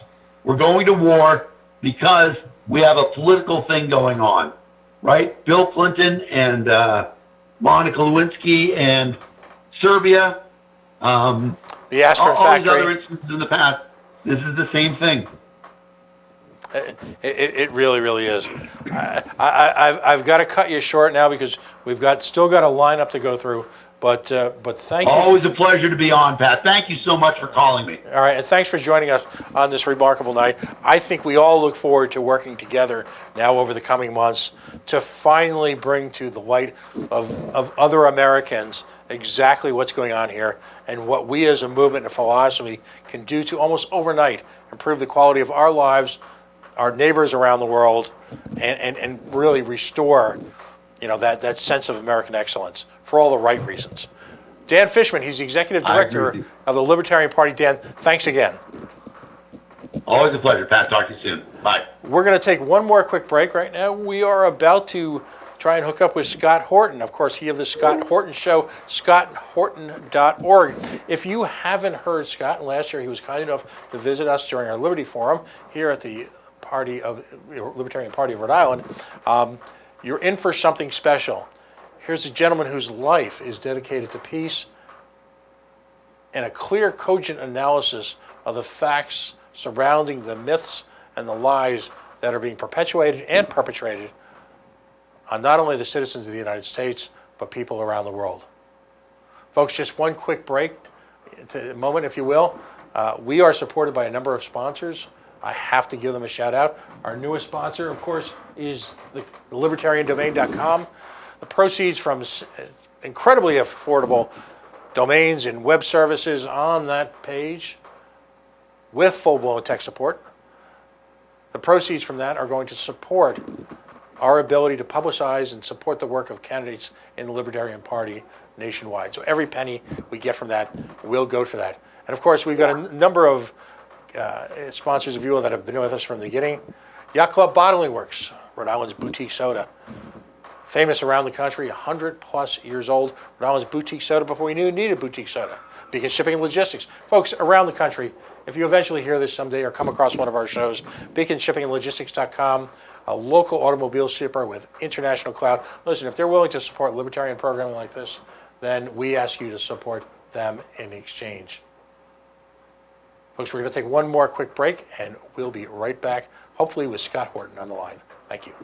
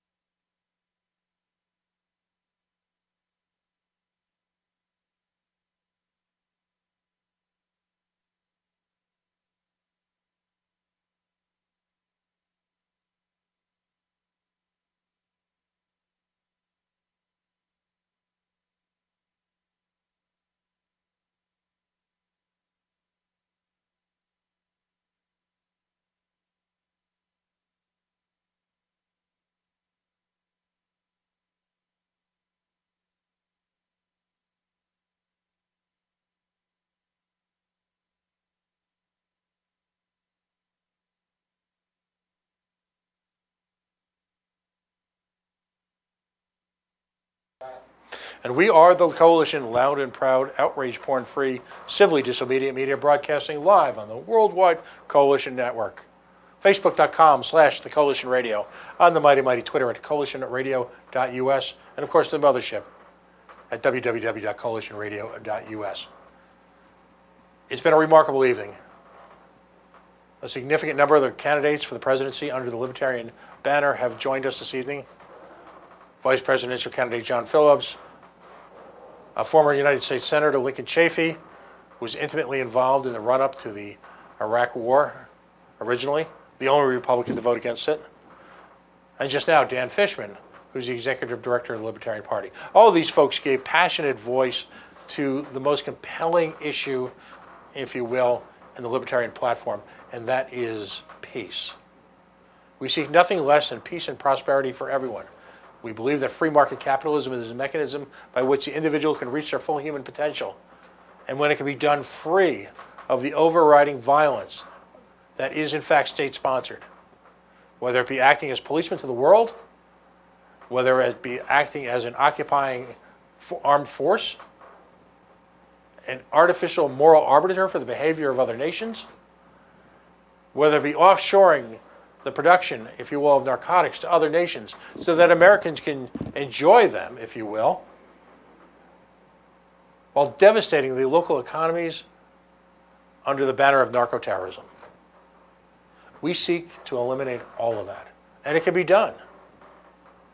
And for those that doubt us, simply look at the results today. The notion that Americans would celebrate the daylight assassination, if you will, regardless of his nefarious character, regardless of the atrocities he may or may not have perpetrated, the notion that we would use our overwhelming force as a method of coercion for the rest of the world to submit to us is an atrocity that we seek to end.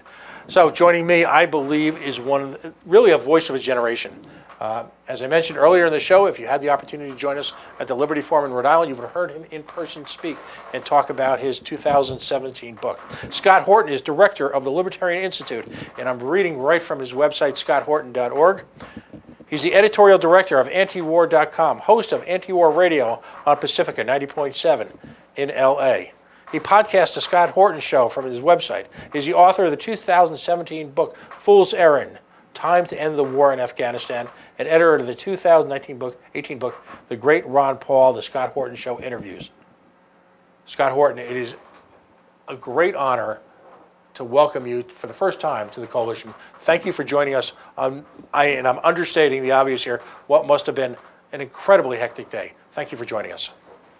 Happy to be here. Thanks for having me a lot. Appreciate it. Well, let's get started from the beginning. You know, it's interesting. You know, a few short weeks ago, and we're going to have you back on a full hour so we can really dive into the detail. But it was just a few weeks ago that another series of government lies were exposed to us through the quote-unquote Afghanistan papers. Of course, you had written about some of these same lies in your 2017 book, all right, Fool's Errand. How would you sum up the activities of the last, going on 24 to 48 hours? And what does it portend for American democracy? And again, I'll call it that shining city on the hill we think we all are. Yeah. Well, you know, one of the big misnomers here is that the story begins 24, 48 hours, and you're not really supposed to look too far beyond that. So the very short TV version is that an Iranian-backed Shiite militia launched a rocket at an American base in Iraq and killed an American contractor and wounded a couple of American GIs. In response to that, that was last Friday. In response to that, Donald Trump ordered an attack on this Shiite militia's base and killed about 25 or 30 of them. And then in response to that, that was on Sunday. Then in response to that, a bunch of people came out and protested at the U.S. Embassy. And then you know, it was a bit of a riot, I guess, but the cops apparently were in on it and allowed the people to get within the very outer visitor gate. There was nothing like a real threat of a Benghazi-type disaster. All of the State Department officials had already left. There was nothing but fighting Marines there anyway. and the protesters didn't get anywhere near them. And I don't think we're attempting to. And then in retaliation for that, Trump killed the most powerful general in the Iranian military, probably the second most powerful man in Iran, in their entire system, other than the Ayatollah himself, the head of the Quds Force, Qasem Soleimani. And this is a major escalation, a quite unnecessary escalation, and supposedly justified, kind of now, I think, pretty obviously, dishonestly, after the fact, with claims that they were preventing another attack, right, that they were preempting another attack that this guy was arranging, which is possible and impossible to disprove.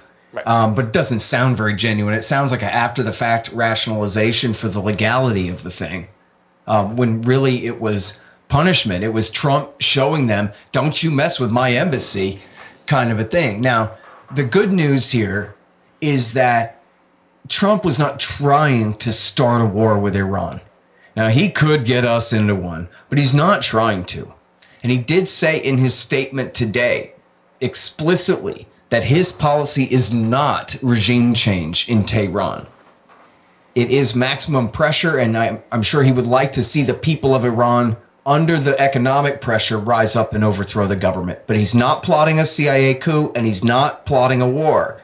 And he said, I'm trying to stop a war here, not start one. Now, I'm not justifying, okay? I'm just being descriptive here. I'm not taking his side, but I'm just explaining that in his mind, at least, what he was trying to do was get the last word and let them know, don't you mess with me, don't you know I'm loco, and all of this. And then their responsibility now is to back down.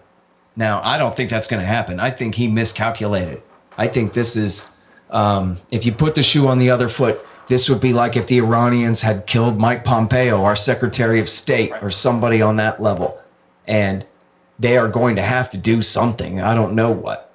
Yeah, because ultimately this gentleman, the media and the neocons would have you believe that this gentleman's reputation was based solely on organizing and state-sponsored terrorism, when in reality, a significant part of his reputation locally was based on his behavior and his leadership in the Iran-Iraq war. You know, and the analogy I would draw is if somehow a few years after the Iraqi and the invasion, if a quote-unquote beloved figure like Norman Schwarzkopf had been assassinated on the street, how would Americans react? But that's right. I mean, but yeah, in fact, I'm glad you mentioned Schwarzkopf because, I keep making the comparison to Mattis or Petraeus, but there are a couple of losers who no one respects at all. But what if it was somebody like Storm and Norman at the height of his big victory in Iraq War I? Mm-hmm. That is the level of respect that we're talking about, of the guy that the American government just killed. Right.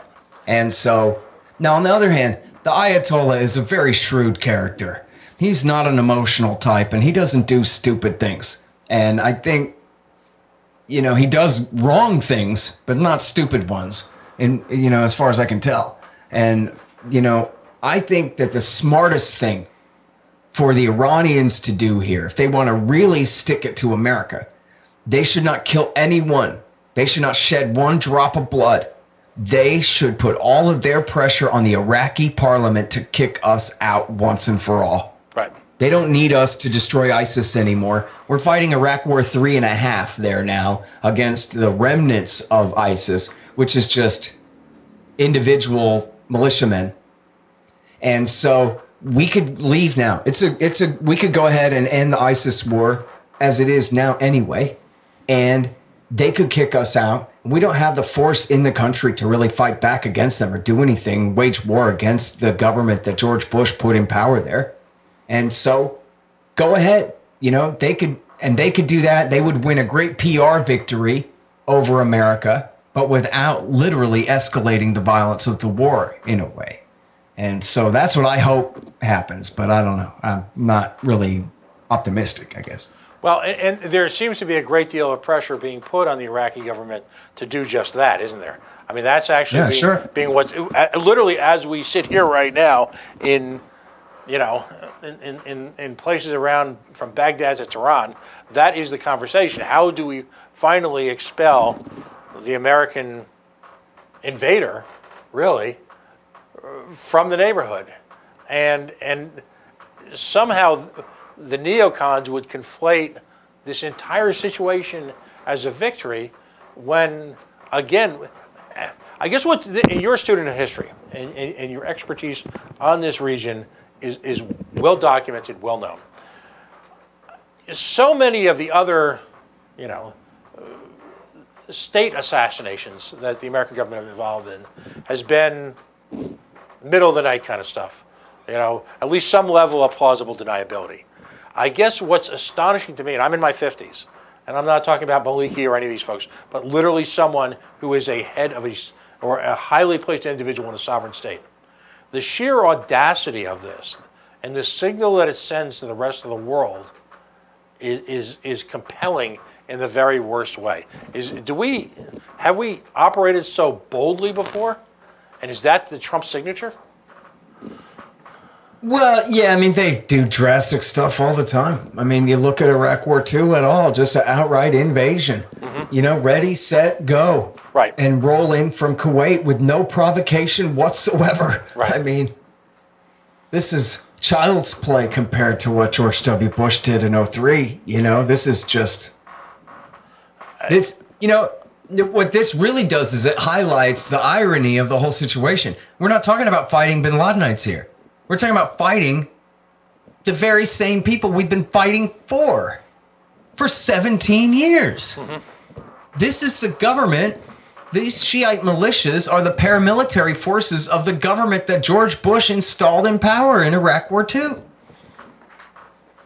So, you know, if anything, it's a good opportunity for those of us who understand the truth of that to kind of drive that home. And I was really grateful to see Colonel Douglas McGregor, who's a regular on Tucker Carlson. I missed him. He was on Tucker tonight, and I missed it. But I saw him yesterday on Lou Dobbs.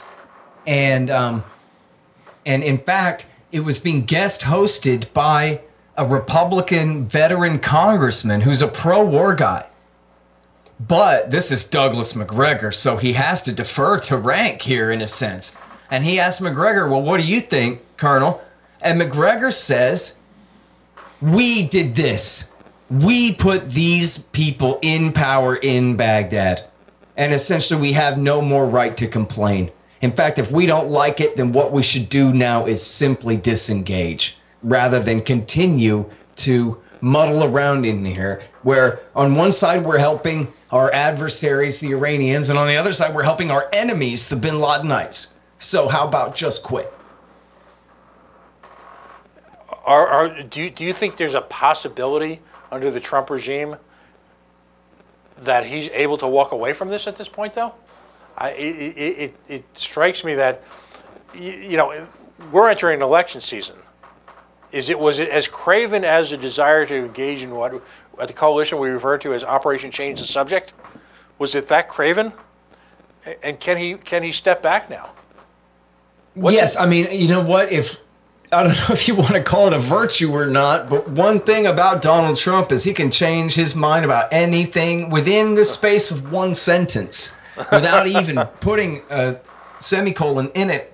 And so if he wants to come out tomorrow, and say, you know what, Ayatollah, I'm tired of this. Let's let bygones be bygones, and I'll invite you to my golf course, and we'll just be best friends. He could do that. I think at this point, the Ayatollah would probably say no. But if I was advising Trump, I would tell him, and I think this would be a great stunt. I mean this seriously.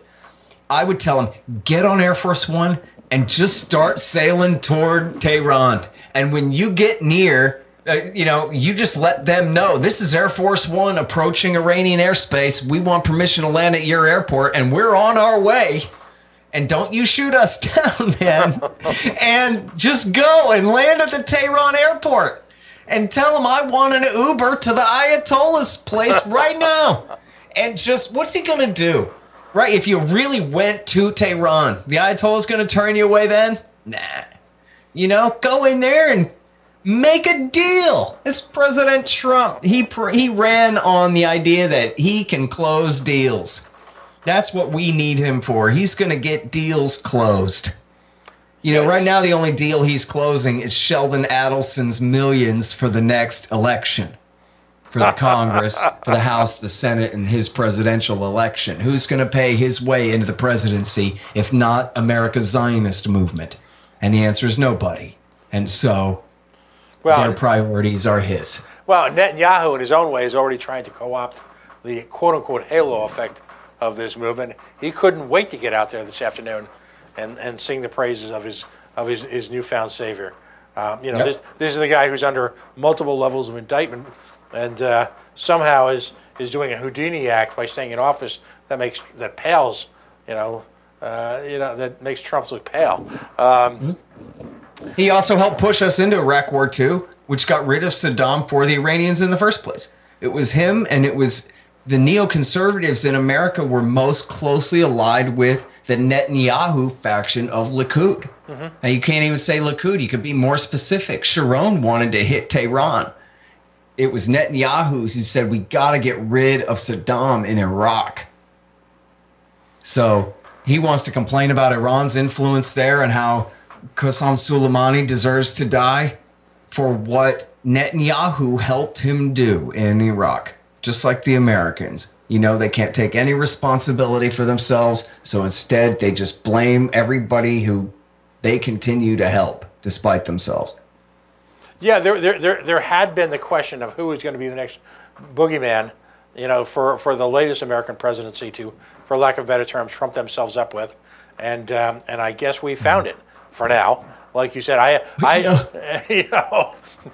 saw this funny clip of Vladimir Putin where he said, honestly, it was in Ukraine burning, this Oliver Stone documentary about the American coup in Ukraine, Obama's coup there. And he's talking with Putin, and Putin says, sometimes I think the Americans just need to have an enemy. And, at the end of the day, Iran just really doesn't cut it, do they? And so that's why y'all are picking on me, essentially, is what he was saying. Yeah, I mean, which just goes to show his point of view on the thing. He was being honest with that. Like, I don't want to have a Cold War with you. You guys are having a Cold War with me. I'm just sitting here, man. I don't know. Which I think is honest. That's about the clearest take on the thing you could hear.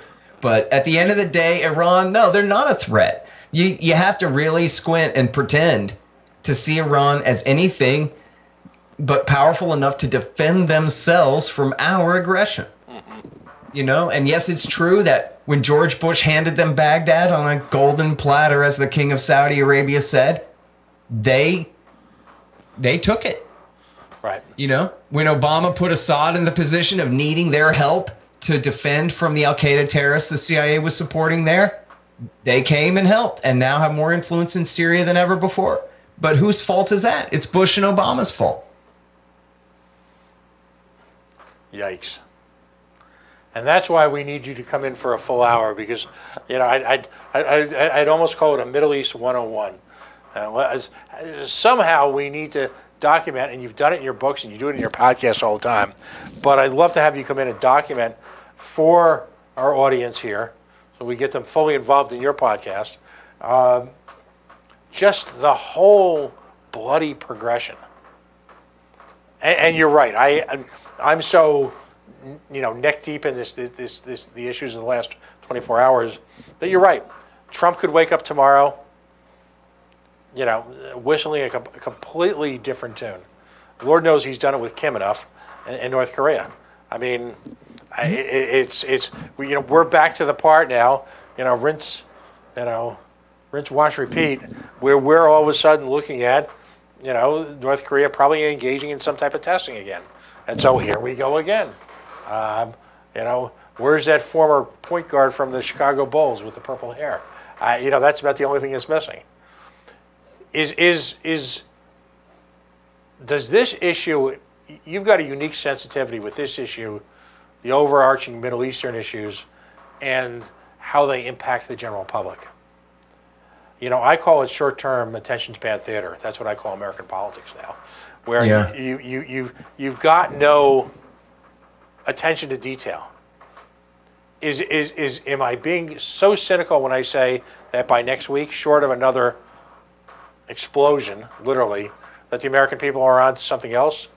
Or No, I hope so. I mean, that would be the best case scenario here.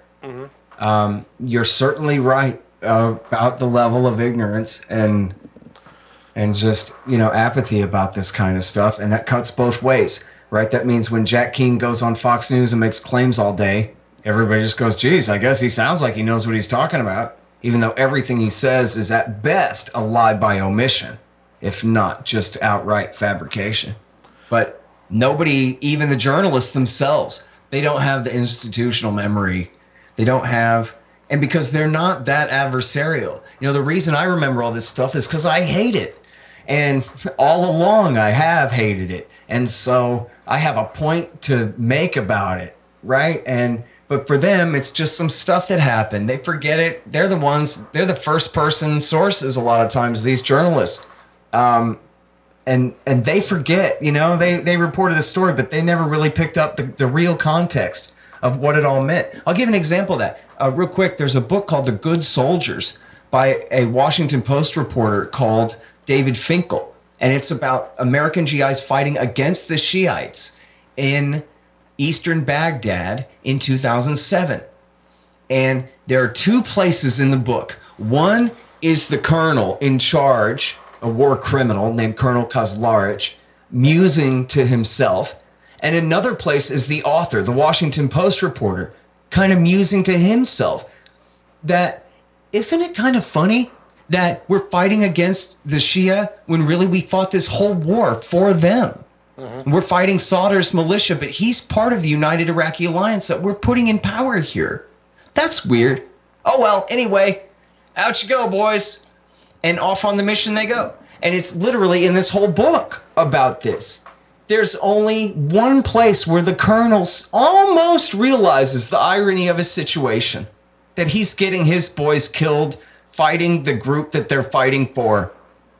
And the author of the book, a Washington Post reporter, he sort of kind of dawns on him for a minute, but just kind of barely, and then it goes away again. And so neither of them even understood the important irony of the whole situation. That here they were fighting a war, killing all these people and getting American GIs killed, fighting guys who were part of the group that we had put in power, that we fought the whole war for. The same irony we're talking about this week. right. And they can't even tell. And they're living it. We look upon each situation where we go through the same physical progression. And meanwhile, we've almost forgotten about Yemen. Somehow Yemen has become an afterthought. I didn't think that was possible, but it has. Well, thank you for mentioning that. It's 5 years now, almost, of war against Yemen. And, I know we don't have much time, so let me just say real quick that anyone can search this really easily. Wall Street Journal, January 2015. And it's Michael Vickers, General Michael Vickers, the Deputy Secretary of Defense for Intelligence. And he's explaining that America's working with the Houthis. We're giving them intelligence, and they're using it to kill Al-Qaeda in the Arabian Peninsula. The guys that did the USS Cole in 2000, the guys that tried to bomb the plane over Detroit with the underpants bomb on Christmas Day 2009, the guys that did the Charlie Hebdo attack, real Al-Qaeda terrorists. And the Houthis were happy to work with CENTCOM to kill these guys. And then just 3 months later, really 2 months later, in March of 2015, Obama turned around and stabbed them right in the front and took Al-Qaeda's side against them. And they fought a war now, America leading from behind, they call it. Saudi with American support and UAE with American support and Al-Qaeda with American support for 5 years has waged a medieval starvation campaign against the civilian population of Yemen. Right. They are the targets of the war. And hundreds of thousands of them have been killed. And as you said, nobody cares at all. And the ratio of indifference to level of suffering is probably unparalleled in human history. Right. They're looking It's to just do absolutely unforgivable. looking to do nothing less than eliminate the Yemeni people. I mean, and yet we don't give a damn. Well, And you know what? This is the real history of the world. There's no way to take this back. This is a thing America did. The most powerful government in the history of the world, the most powerful society in the history of the world, picking on the very weakest people on the planet Earth, who never attacked us, who never threatened us, who never did anything to us. But just Obama wanted to do the new deputy crown prince of Saudi Arabia, Mohammed bin Salman, a favor. And so launched a war of genocide. Yep. And yeah, as you say, just another day. It doesn't even make the headlines. And if it did, they would just say, well, Iran is behind the Houthis, so that's why we have to help the Saudis defend themselves. And that would be the end of that. Against the Yemenis. Jesus Christ. Let's continue this again soon. Anytime. I'm here for you. I am so grateful for your. I can't imagine what today's like. I know this is going to be a crazy week, but your involvement in the libertarian movement, based on your encyclopedic knowledge, your institutional memory, your analysis, is critical.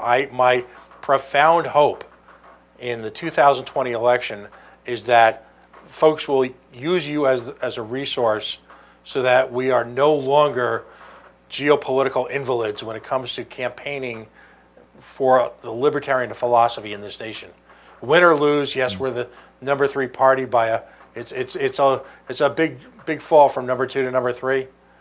But the notion that we ignore the foreign policy implications, if you will, of those that we seek to eliminate from the omnipotence that they currently hold, if we fail at foreign policy in our campaign with folks like you involved in it, we have no one to blame but ourselves. So I'm so grateful that you're involved with our movement and pushing our philosophy forward. And I mean that from the heart. So Scott Horton. Well, thank you very much, man. I really appreciate that a lot, Pat. ScottHorton.org. All right, antiwar.com. Listen, we pride ourselves in the site and sort of wrapping up and giving you original reporting from sites that might have been thought of think tanks just a few years ago that are providing really unbiased, fact-based analysis of ongoing situations in either the economy, our foreign policy, across a range of issues. And I've always told you that you have to bookmark these sites. Screw the mainstream newspapers, screw their biases, their selective memories, their inability to have any sort of institutional memory based on their budget cuts. Start the morning with websites like Scott. It will change your life. And given its appeal and its broad-based knowledge, it has the opportunity to change our country's history. So again, Scott, thanks again, and let's get you in here within the next month or so that we can take a deeper dive into it. Sure, thank you. Anytime. All right, folks, we're going to close this off tonight. It's been a remarkable evening for those of you that stuck with us. We are the coalition. We have never been louder, and after tonight, never prouder. We are outrage porn-free, civilly disobedient media. We broadcast on the Worldwide Coalition Media Headquarters right here from Providence, Rhode Island. Folks, if you could take a moment, like us on the Facebook at facebook.com/thecoalitionradio. Can you follow us on Twitter? We cover what I call the third rail issues that are facing America today, from a real analysis in the war on drugs, a real conversation with sex workers and the war on sex work, and folks like Scott and the Libertarian Candidates who joined us tonight, whose lives are wrapped around literally, again, bringing back America's promise. Folks, stay tuned. We'll see you next week.